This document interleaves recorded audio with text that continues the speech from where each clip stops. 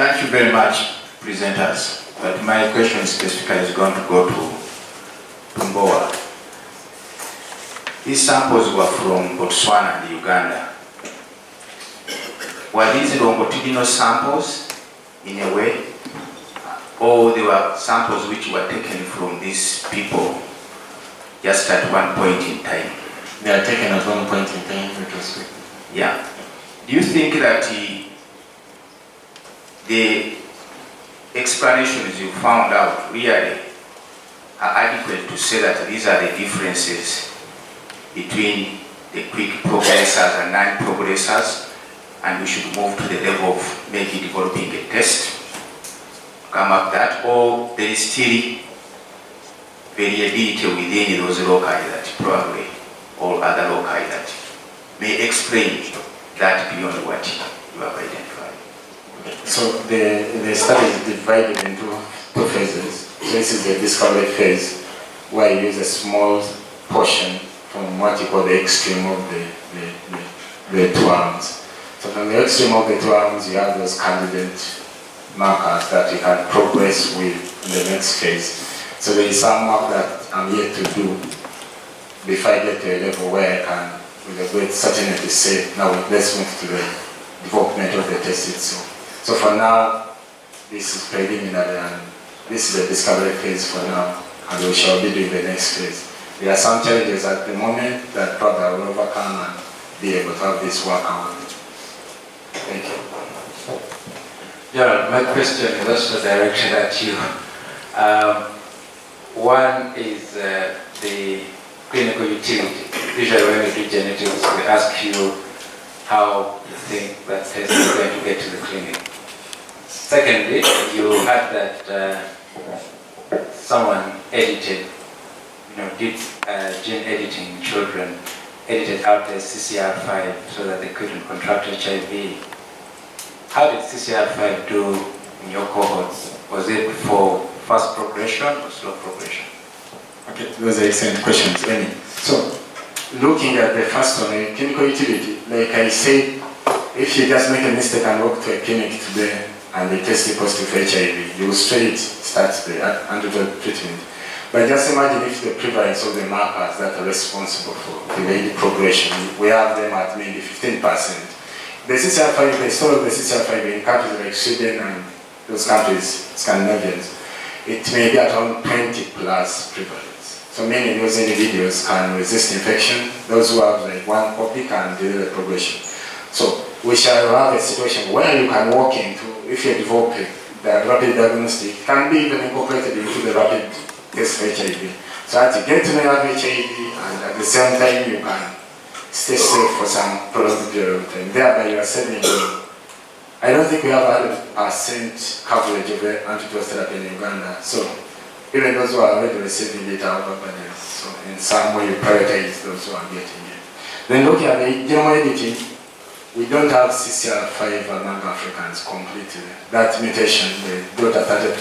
From literature, we don't have, even from these 1,000 samples, we don't have any with that mutation. So.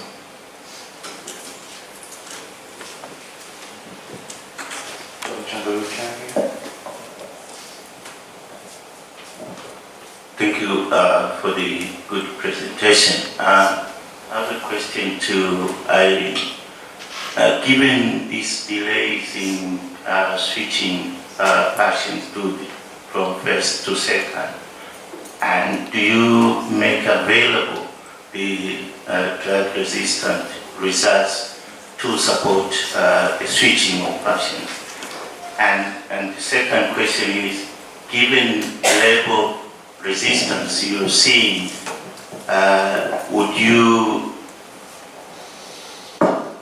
support the introduction of the Kiwelu in Tanzania?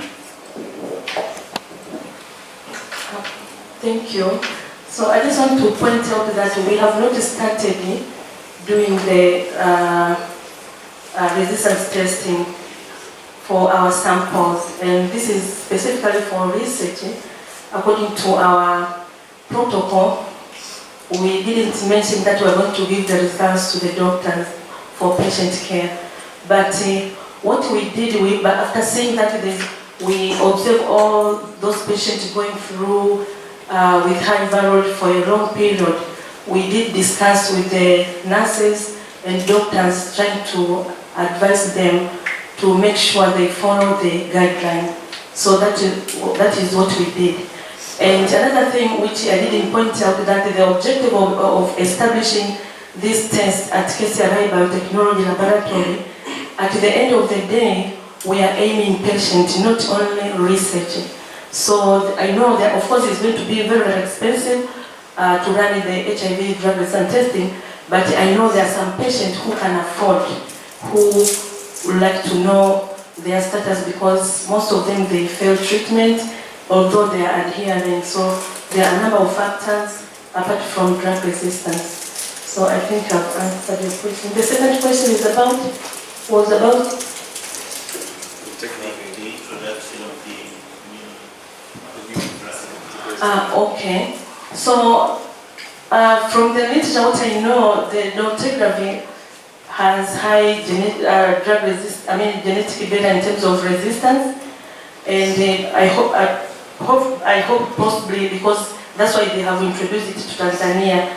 But to me, what I know with other countries, dolutegravir is used as a third line, but for us, they're going to use as a first line. So I don't know why. Maybe if there's anybody who can help us, I don't know why we are using as a first line. And it's going to replace efavirenz for those who have been using TLA.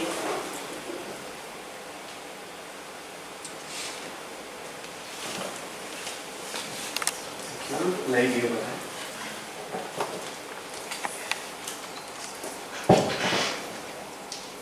Thank you very much for that presentation. My question goes to Mcharo, I think that's her name. Well, you talked about the sexually transmitted infection among the young adults.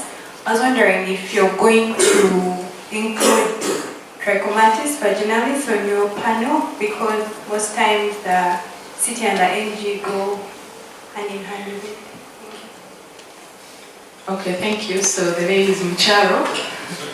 And in the second grant that we are about to apply with the group in South Africa, so the multiplex will actually give us an opportunity to also test for TB in that sample.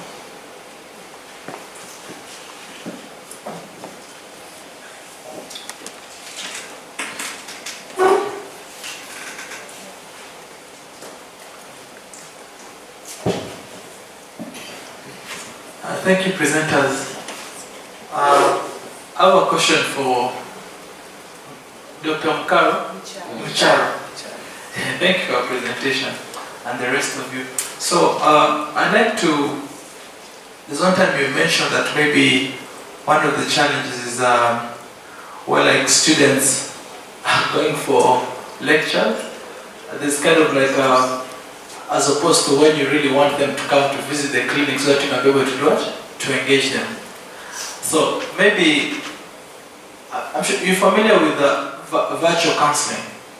Virtual, well, like I may not actually see the actual person, but in cases where like really I feel I want to pour out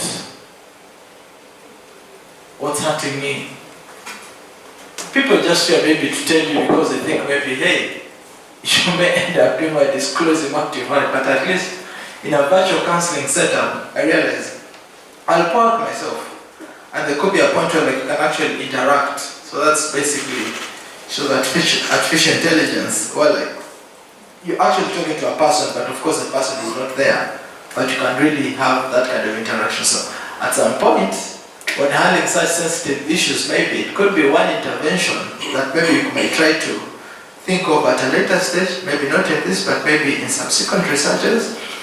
Then also for Dr. Mboowa, yes, thank you so for your study. And I would like to tell you that whatever researches that you people are presenting, our dear colleagues, that they have profound outcome, even I mean, it can be a game changer when it comes to drug discovery. Because the moment you realize that actually, for the Africans, this particular, zip type, how do you call it? Those things. The strain, whichever they're talking about, it can have a profound impact on that. It can change how you realize you end up moving into developing interventions that can actually be specific or tailored to the African population. So that's something also to look and think about, and also the aspect of the diagnostics. But I think we'll engage and talk more after this, and also the guys dealing with ticks and the cup. Thank you. So thank you very much for that idea. It's taken on board, and mainly the challenge here, because we need to actually see them physically to collect the sample. That is why. But this could actually be used at a later stage for an intervention idea. Thank you. Thank you very much for the talk. Okay, so I think it's announcing coffee break. As you said, you invited people to have. And Nelson, you want to have a final word before we have coffee break, or you're telling us where we have? No. So just to congratulate the panel, the fellows, both PhD and postdoc, for the fantastic work that they're doing.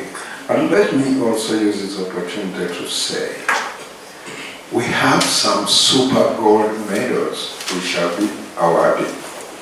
Super gold is reserved for those, for the PhDs, who complete their PhDs in 3 years or less from the starting point. So, Joel, who started last, we are beginning to count your 3 years from the time you started.